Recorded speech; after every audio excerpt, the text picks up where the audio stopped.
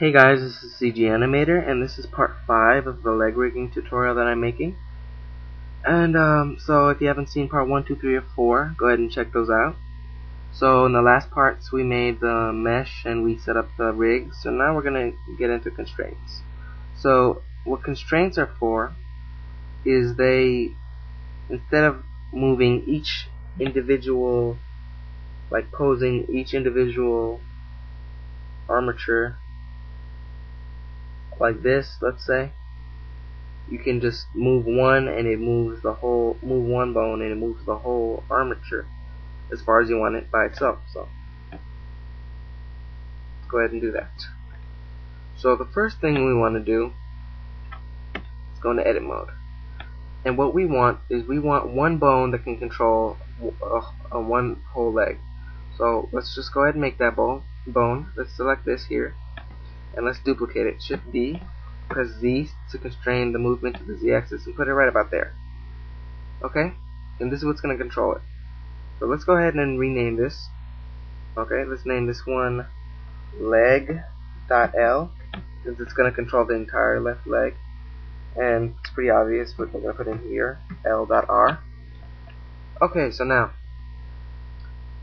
let's go ahead and set up the properties. We don't want this to be a child of anything. That means nothing can move it besides us moving it. Like if we, like here, let me show you an example. Here, because this is a parent of the toe bone moves with it.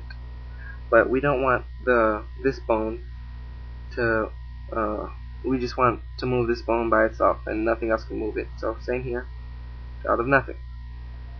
Okay, so now what we want to do is we want to have it so both of these are children of this, so that whenever we move this, these two move along with them. And that's a very easy thing to do. Just turn this to a child of leg.L or leg.R if it's this side. Just make sure you know, because it'll have .L right there.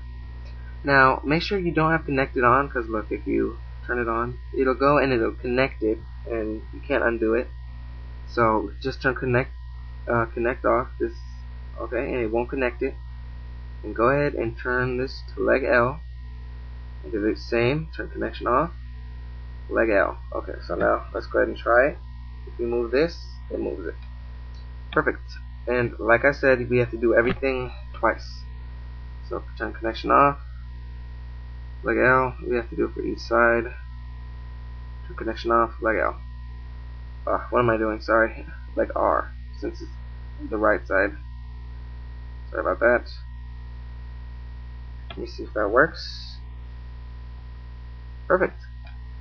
Okay, so now we're going to send up the IK constraint, and you can do it two ways. You can add a constraint like this, so go to IK solver, and then here you would put in the object name, which is armature, and then the bone name. But I find that to be tedious and not necessary because there's a good shortcut. You just select this, the bone that you want to be the base IK, and then you select the one that you want to be the target IK, and you press Shift I. So in this case, we want the foot.L, and we want the lower leg.L. Press Shift I, and press OK. Now if we try to move this, it goes crazy, and the whole leg starts to move, and we don't want that. So we have to consider the chain length, and what that means is if the chain length is set to 0, it doesn't have a target, so it affects every single bone. But if we turn that to 1, it only affects the IK constraint, only goes up to one bone, but we want it to go up to the hip. So just press 2, and it only affects this one, and that's it. So now if we move it, the leg moves along, but you see it moves backwards, and that doesn't happen. So we have to help Blender a little bit, and let's go ahead and select this one and see if we move it, it moves on both sides, so that's pretty cool. So let's just move this a little bit on the Y-axis, just so it bends a little bit, and that will automatically make Blender make it go forward. So let's hit it and press G, and check it out. It's pretty cool. So, you know, but as you can see here, when we move up, there's this nasty crease and it goes in. And earlier I said in one of the earlier parts I said not to have the same vertices selected for each, but sometimes with joints, so that this ugly deformations won't happen, they have to have the same vertices. So in this case you want to have the same here, so I'm just gonna do the rotation and the location of this. Okay, so we want this one and this one to have the same middle one, so let's go ahead and just paint over this middle here, and whatever you do on this side automatically goes on the other side here. So that's pretty cool. So let's go ahead and try that again,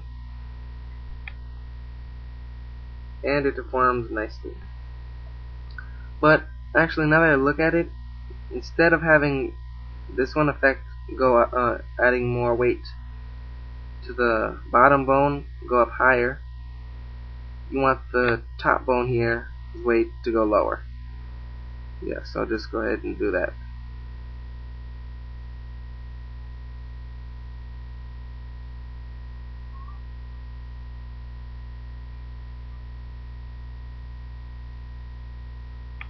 Okay, so let's go ahead and try it out. So select this, and it's passable. Okay, so now that we have that, let's go ahead and set up the same thing for this. Go ahead and select this, shift select that, or shift I, selected bone, change length, chain length to 2, and watch the magic. Okay, now let's see how far we are. Okay, I think that's good enough for this part, and that's what IK constraints do.